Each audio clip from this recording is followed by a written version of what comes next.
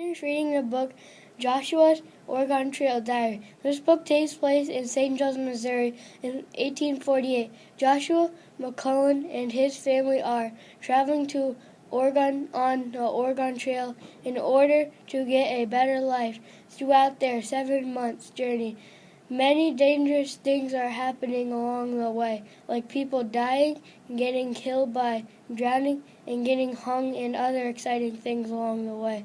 Joshua is terrified of water until he sees his baby sister fall into the raging rivers. Without thinking, he jumps into the river and saves his baby sister Becky in order to find out if Joshua and his family make it to Oregon alive. Blood is being shed. Lives are being lost in northern Vietnam. The U.S. soldiers are fighting for freedom in Vietnam and an end to communism. Patrick becomes a Marine for the U.S. Army. He is a star football player at his high school and decides to serve in the Vietnam War instead of going to college. He meets new people and must deal with many tragedies. Most importantly, Patrick learns the true meaning of friendship when he meets his best friend, Bebop. I would recommend this book for someone that wants a tear-jerking, action-filled story with more information about the Vietnam War. In the story, One Eye Laughing, the Other Weeping, a Jewish father of 2 children worked as a doctor and loved his patients. He would never leave them. His children were named Julie and Max, both who left him alone. Max and Julie's father lived in Vienna, a place that was taken over by Nazis. It was dangerous for them to live there because of their culture. His wife died by committing suicide because of the Nazis. A lot of people killed themselves because of the Nazis. Her death caused much grief to him and the family. He, the father, took great care in tending to his patients, whether it's surgery or an annual checkup. People looked up to him because he made them and their loved ones healthy again. Being a doctor was important to the people of Vienna because he helped them survive, live, and be healthy. He even stayed in Vienna so he wouldn't leave his patients, but he didn't want Julie to stay, so he shipped her off to New York. And Max, he just disappeared. Only later they found out where he was. I recommend this book to anyone who's interested in learning what awful things were done to Jews, and for people who have this culture now, to learn what happened to their culture back then. Survival in the storm. Most people know about the Dust Bowl in the 1930s, when soil in the air killed plants and buried houses, when the drought makes it impossible to grow crops, everyone wishing someday it would rain. Grace Edward had been wishing this wish since when the Dust Bowl started. Grace wrote about herself every day in a journal her best friend Helen gave to her on her birthday. Every day, Grace has to sweep her house clean because of the dust. Soon, Grace goes to her friend's house to find that the house is deserted. Grace only had a few seconds to say goodbye because Helen was going away. A second later, Helen was gone. On Sunday in Dalhart, Texas, there was going to be a big black duster. That day was called Black Sunday. Grace and her younger sister, Ruth, was unfortunate to be outside on Black Sunday.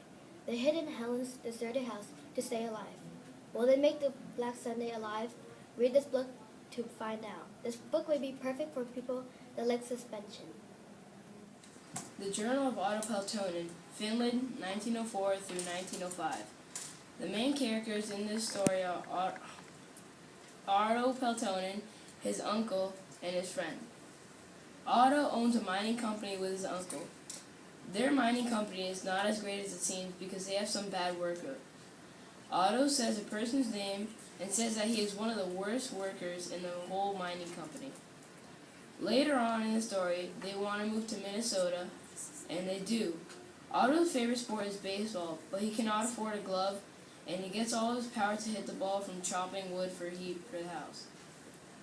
The problem in the story is that they have not bought a farm in Minnesota because they are poor.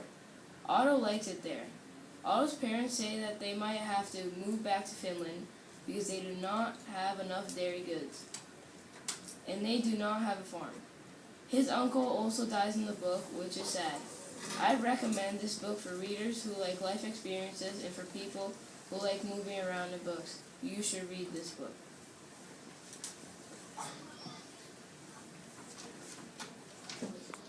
On August 17, 1867, a boy named John Sullivan is working on the railroad with his dad, Patrick Sullivan. Sean also does lots of other jobs, not just real working. He does jobs that are available that general casements needs help on. Not even one out of the over 100 workers will do that job except for Sean.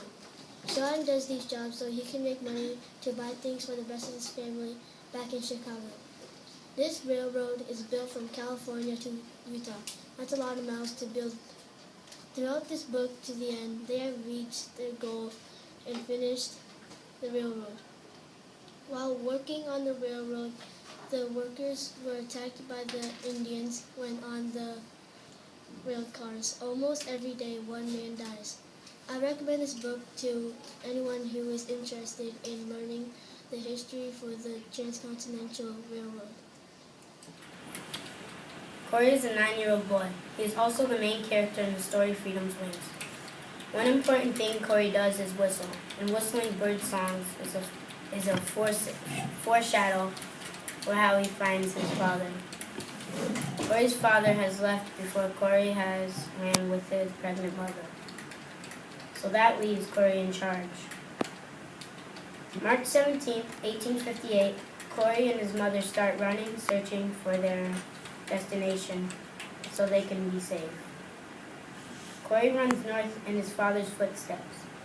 While Corey's running and searching at night, he uses the Big Dipper as a compass to lead the way to his father and freedom.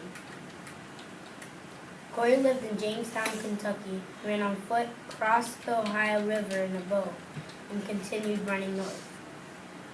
Every day, Corey whistles out a bird call to see if his father will reply. No answer. Will Corey find his father and reach freedom with his family?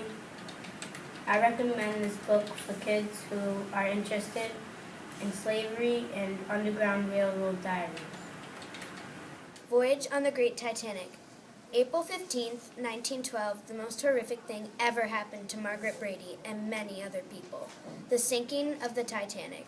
This story is about a 13-year-old orphan named Margaret from London, England, who meets an American lady named Miss Cateres that takes her to America. Margaret was very excited because her only family lives in America, her brother William. As Margaret travels across the Atlantic, not everything turns out the way it's supposed to. As Margaret watches the Titanic disappear into the water, all she can think about is Robert, her personal assistant, as well as her beloved.